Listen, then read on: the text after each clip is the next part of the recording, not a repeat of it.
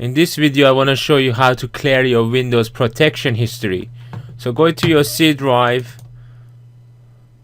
then go to the program data, then to go to the Microsoft, then go to Windows Defender, then go to scans, history, right click services and delete them.